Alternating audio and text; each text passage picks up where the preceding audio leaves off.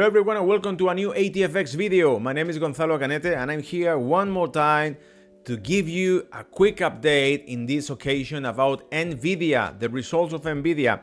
I'm going to review fundamental data, macroeconomical data in relation of the risk of this company from the main concerns, geopolitical risk between China and the United States, but we also going to go into technical analysis. So from numbers, projects and plans for the future for this company, main risk we must face in case that something is going wrong according with the plan, and also a projection of the price, the most important levels you're gonna find on the chart of Nvidia, all included in this report. So sit, grab a coffee and enjoy the next several minutes on this report. Let me share the screen so we can go into details. And by the way, quick remind, if you are not subscribed to our channel, please click on subscription, click also on the bell and keep well updated about the last news on the market. Now, three pillars: market position, financial performance and stock valuation. We're gonna see all of these 3 points, but also during the presentation, I'm gonna go deeply into certain numbers regarding these 3 points. Market position, as you know probably at the moment, Nvidia is one of the biggest companies in the world. It's more than 3.1 trillion of market capitalization. It's bigger than many other countries and economies, and is the second most valuable US stock. The stock has surged over, so growth 150% this year, which is an amazing performance. But for some of those ones who are like old school investors, this is another reason that they believe the company is going too fast, and therefore any potential bend could take the company out of the market, as many old school traders have mentioned before. Financial performance: Nvidia is expected to report more than a doubling of the second quarter revenue.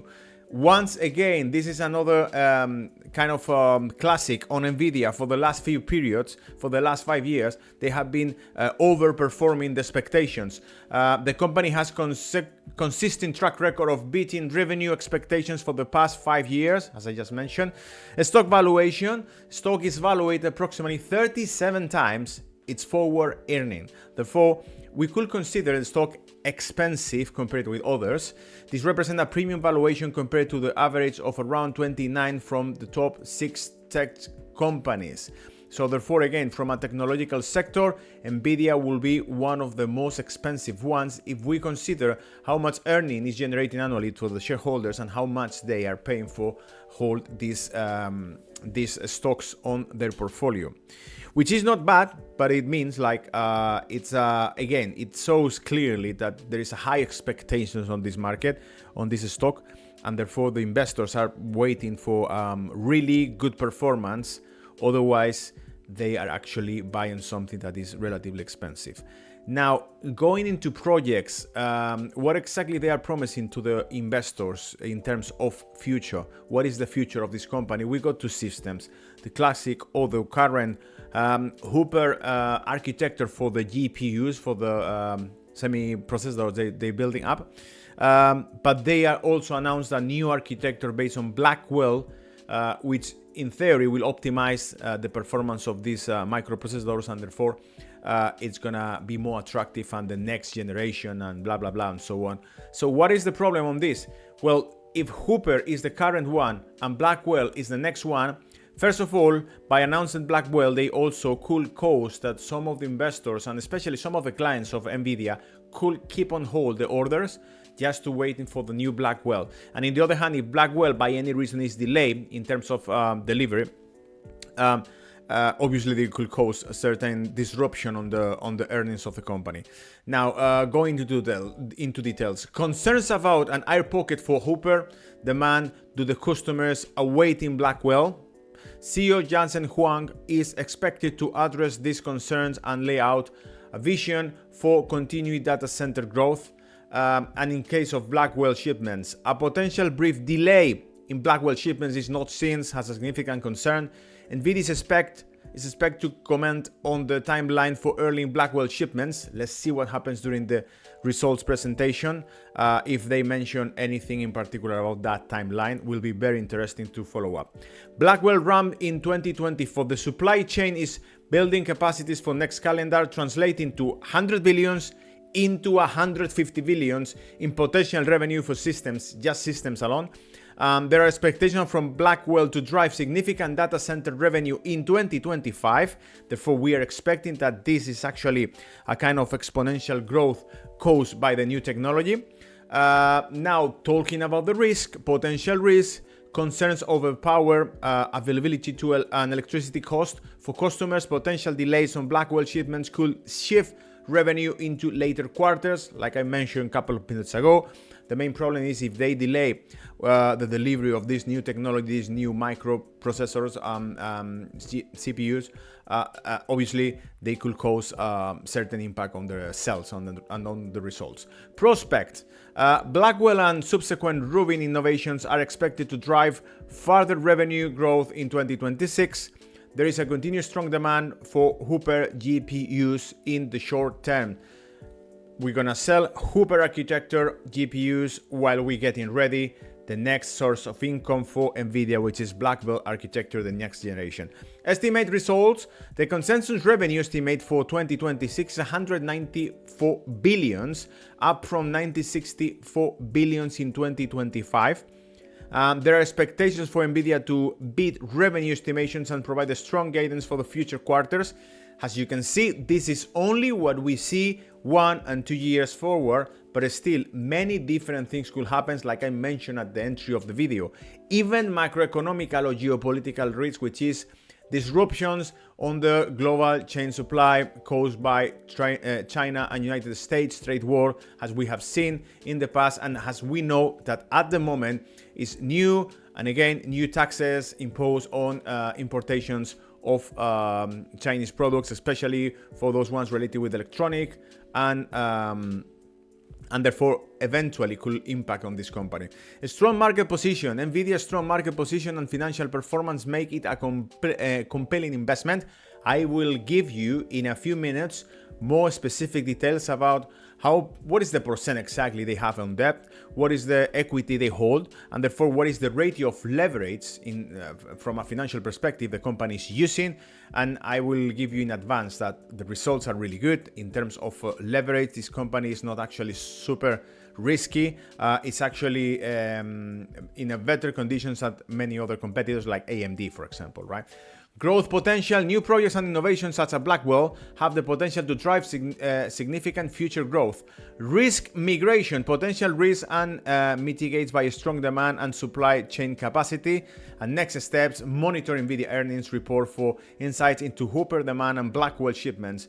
Stay informed about the company's vision for continued data center growth and future product roadmap. Obviously, that's the next step for those ones who are follow this video. But like I say always, this is one thing you can do, is study the company, study the contracts, study the evolution of the company.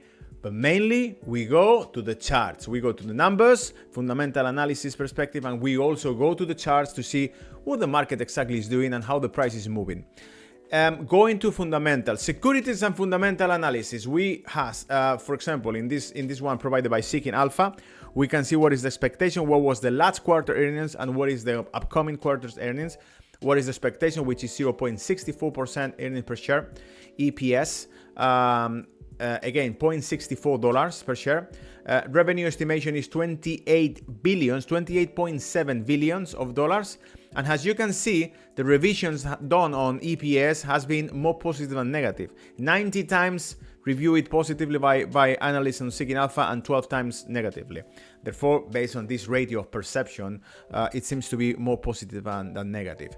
From a profit and earnings perspective, we can see that it's actually too high compared with the rest of the sectors. It's more than the double of the rest of the sectors, and therefore is giving us an overvaluation. Let me move the screen because probably at this point you cannot see fully the chart. We will say this is a kind of overvaluated. Also, you can even see here how the evolution of the payout ratio is dropping, obviously because the price of the companies keep rising, and the earnings per share are not rising at the same speed, and therefore is demand and supply rules. When you see the company growing 150% in one single year, obviously the number of traders that are putting the eyes on this company are rising, and there is more people interested in and following this company and include this company in the portfolio, obviously. EBITDA, we also got the ratio 62.8 over 16.3 on the sector, and therefore overvaluated, overestimations. Could it could be read in two directions. In one side, this obviously mirror the expectation of the investors, so therefore is a lot of expectations put in this company as one of the most profitable ones in the equity market in US. But on the other hand, it's also true that because of that is the expectations, the price is not actually cheap, right? So it's expensive right now company to invest in this one. In terms of ratios, debt and equity, as you can see, assets are over the liabilities of the company, even in short term and long term. In short term is massive gap between assets and liabilities in a positive way, because the assets are much bigger. It's like 3 times bigger than the liabilities. And in terms of long term, still the assets can cover in a, I will say, 2-to-1 ratio the liabilities, and therefore we could interpret this as a low risk of liquidities issues, of solvency issues are well covered, because the ratio is super low in terms of financial leverage that the company is using. Equity book value, you can see that is rising faster and faster than debt book value. Therefore, the evolution of the company is not only the company is doing well or has good ratios, it's also the evolution of the company is going in the right proper direction, which is more equity value and less debt value, or at least keep your debt under control and increase your equity based on investment flows and earnings, obviously.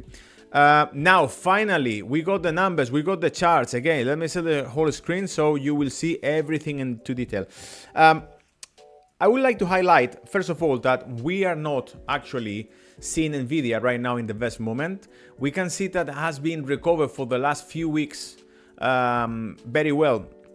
I would say the last couple of week and a half, very well. The price after that drop we saw falling to below $95. But I will say $95 is the main support that we identify, which is the last. Let me see if I can use a pen here. It's the last maximums we registry over the first quarter, February, March, April. It was right now here. $95 was the bottom. Then we registry by the summer, starting of June, $140 as a top record, new record. And therefore, right now we are in 128, more or less. We're moving in this area. As you can see, there is a resistance on those levels, but it's not a very significant resistance. Probably we will see after results the market gonna test $140 again. Or if something goes wrong, my friends, if something goes wrong, we obviously could face a drop that, in my opinion, could find support on 100 or on $95. We got the 200 moving average period here, and therefore that moving average could work as a support.